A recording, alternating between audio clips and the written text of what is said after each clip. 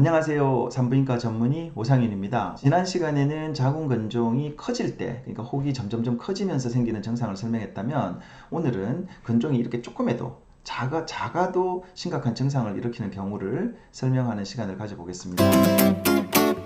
이 그림에서 가운데가 자궁이에요. 근데 자궁에 보면 여러 방향으로 여러 크기로 자라고 있는 근종을 볼 수가 있죠. 그 가운데 자궁의 안쪽으로 자라는 근종, 자궁 내막 쪽으로 자라는 근종을 점막하 근종이라고 해요. 왜 이제 점막하 근종을 강조를 하느냐 하면은 이 그림에서 보는 것처럼 자궁의 위쪽으로 계란만한 근종이 있어도 사실 바깥으로 자라는 근종 중에 특히 위쪽으로 자라는 장막하 근종은 크기가 계란만 하든 주먹만 하든 증상을 잘 안 일으킬 수 있어요. 그렇지만 이렇게 안으로 자라는 근종은 이게 손톱만 해도, 아니 손톱보다 작고 콩만 해도 생리를 굉장히 많이 일으킬 수가 있고, 그 다음에 그걸로 인해서 심각한 빈혈의 부작용들이 생길 수가 있어요.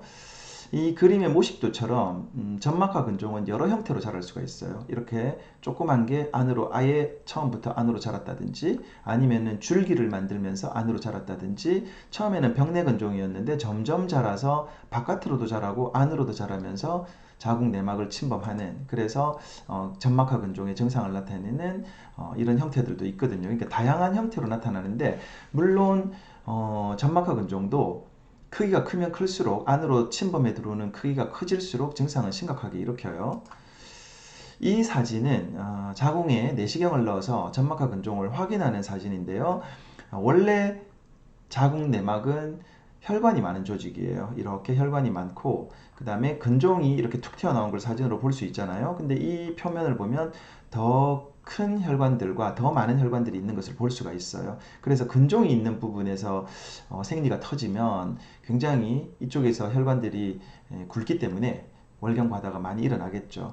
이 사진은 사실은 확대해서, 원래 그 내시경 사진들은 좀 확대해서 보거든요. 근데 이 팁이, 이 사진에 나오는 팁이 이렇게 1cm도 안 돼요. 그러니까 사실 이 사진에 나오는 근종은 1에서 2cm 정도의 작은 근종이라는 얘기예요. 그럼에도 불구하고 크지 않은데도 증상을 심각하게 일으키죠. 그래서 대표적인 증상을 살펴보면 월경 과다, 그로 인해서 빈혈 또는 뭐 생리통, 이런 것들을 일으킬 수 있어요. 또 다른 사진을 한번 설명해 볼게요. 이 사진은 이제 근종이 안으로 줄기를 만들면서 자라는데 좀 커진 거예요. 크기가 커지면서 이 줄기가 꼬인 거죠. 꼬이면서 피가 안 통해서 썩는 그런 과정들을 종합적으로 설명한 사진인데요. 대표적인 증상은 안으로 자랐기 때문에 월경과다, 뭐 빈혈, 월경통 이런 게 있겠죠. 그런데 더불어서 여기가 또 꼬이면서 여기가 좀 괴사가 일어나니까 표면이 혈관들이 늘 잘 부스러져요. 염증 때문에. 그래서 늘 생리 아닌데도 출혈이 잦고, 그 다음에 꼬여 있으니까 배가 아플 테고, 그 다음에 이게 또 커져가지고 밑으로 빠지면 애 낳는 통증, 산통이 생기거든요. 그리고 또 이 표면이 늘 염증 때문에 염증성 산물이 있으니까 좀 냄새나는 그런 분비물들이 많이 일어날 수 있어요.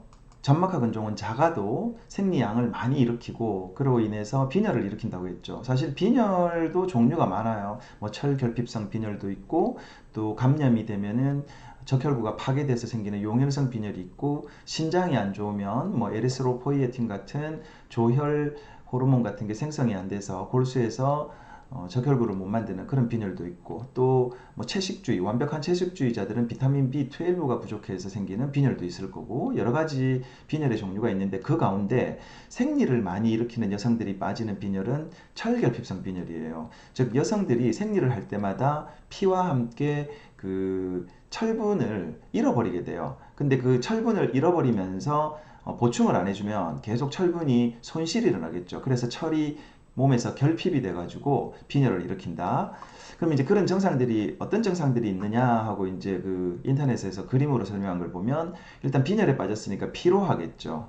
그 다음에 허약하고, 또 많이 빈혈이 심해지면 좀 숨쉬기가 답답하고 호흡을 빨리 하게 돼요. 그리고 또 빈혈이 생기면은 보상을 위해서 심장이 빨리 뛰어야 되거든요. 그러니까 심장이 두근거림을 자주 느껴요. 그리고 집중이 잘 안 되겠죠. 그리고 두통도 잘 생기고, 이런 것들은 뇌로 보내는 산소가 부족해지니까, 원래 이제 그 적혈구라는 게 모든 조직으로 산소를 공급하는 그런 세포잖아요. 근데 그런 것들이 특히 뇌가 산소에 굉장히 민감한 조직이거든요. 그러니까 머리도 아프고 집중도 잘 안 되고, 그 다음에 또 하지불안 증후군이라고 다리에 벌레 기는 듯한 느낌이라든지 뭐 콕콕 쑤신다든지 통증을 느낀다든지 이러면서 다리가 불편한 거예요. 하지불안 증후군의 원인은 다양해요. 다른 원인도 있겠지만 철결핍성 빈혈 환자들이 또 원인이 되는 경우가 많거든요. 그리고 또 다리가 불편한 게 특히 밤에 심한데, 그런 경우에는 또 잠을 잘 못 자요. 그리고 잘 깨기도 하고, 그래서 수면 부족으로 피로하겠죠. 피로, 허약, 뭐 집중력과 기억력 저하, 피부 건조, 손발톱 손상. 손발톱이 잘 부스러지고 손발톱이 잘 찌그러져요. 모양이 찌그러지고, 심장 두근거림, 호흡곤란. 그 다음에 면역이 약해지겠죠. 이렇게 몸에 산소 공급이 안 되면 우리 몸의 조직들이 원활하게 힘을 못 쓰니까, 그래서 감염 위험성이 증가하고, 뭐 두통이나 어지러움, 그 다음에 추위를 잘 타고, 하지불안 증후군, 그 다음에 혀에 염증이 잘 생기고, 또 철결핍성 빈혈이 심하면 이식증이라고 뭐 흙을 먹는다든지 녹을 먹는다든지, 우리가 평상시 좀 이상하다고 생각하는 것들을 먹는 욕구가 또 증가한다고 하네요. 그러면 여성 빈혈의 주 원인, 제가 이제 앞에서도 설명했지만 빈혈은 여러 가지 원인으로 생긴다고 했잖아요. 그런데 일단 특별한 이상이 없는데 그냥 평상시 생활하는데 뭐 다른 질병이나 이런 원인 없이 여자에게 빈혈이 생겼다. 그러면은 어떤 원인을 꽂아야 하느냐? 거의 대부분은 월경과다예요.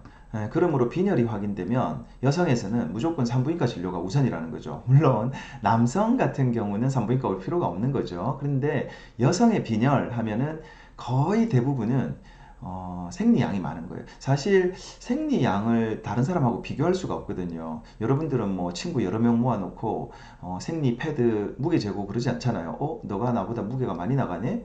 아니면 내가 너보다 무게가 많이 나가네? 그러면 내가 생리를 많이 일으키는 건가? 이런 비교를 안 한단 말이에요. 늘 일생 동안 혼자 생리를 이렇게 패드를 보면서 이 정도 생리인가? 뭐 저 정도 생리인가? 이렇게 비교하기 때문에 조금씩 조금씩 생리가 늘어나는 것에 대해서 감지를 못할 수도 있어요.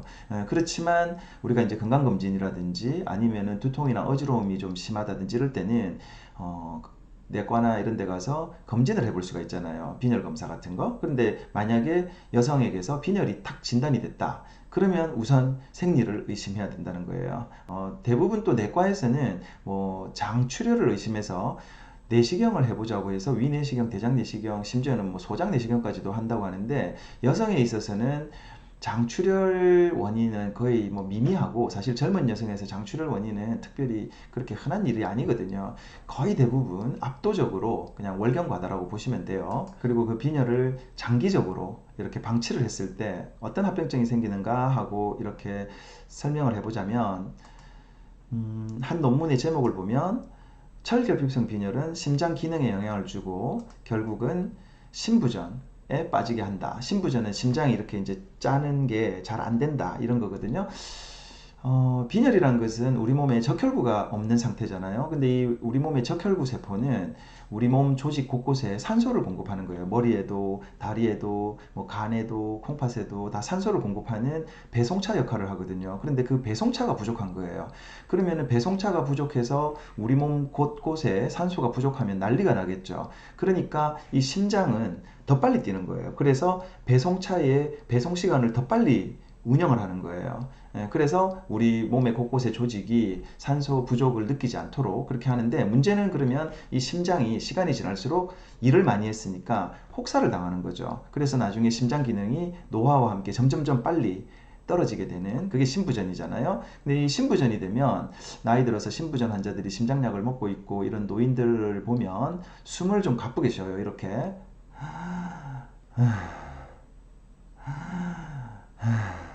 얼굴에는 힘이 없어요. 눈도 이렇게 처지고 이렇게.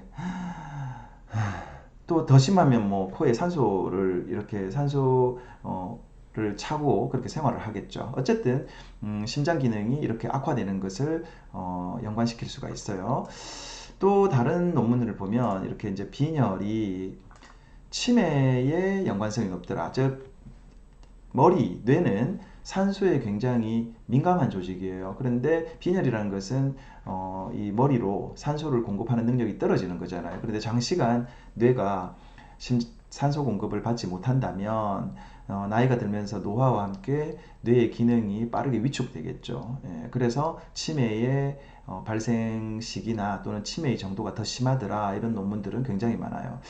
간혹 외래에서 빈혈이 오래된 환자들을 볼 수 있는데 왜 치료를 하지 않느냐라고 여쭤보면 뭐 생활이 바빠서 어쩌고 저쩌고 이렇게 말씀하시더라고요. 그리고 또 한편으로는 빈혈은 또 연약한 여성의 뭐 이런 상징성 이런 것 때문에 대수롭지 않게 보는 것 같은데, 우리는 다 늙습니다. 나이가 들어서 늙어가면 결국은 심장 기능이 떨어지고 치매가 빨리 오고, 그러면은 빈혈을 방치했다가 숨을 이렇게 쉰다든지, 또 치매가 너무 이런 나이에 와가지고 본인뿐만이 아니라 가족이 불행하다면 이 빈혈을 그렇게 가볍게 생각해서는 안 되거든요. 여튼 여성의 빈혈의 대부분의 원인은 월경과다이기 때문에 빈혈로 진단하는 순간 오래 방치하지 말고 산부인과에 와서 그 원인을 치료해서 생리량을 줄이고 빈혈을 복구시키는 것이 현명한 조치라고 할 수 있겠습니다.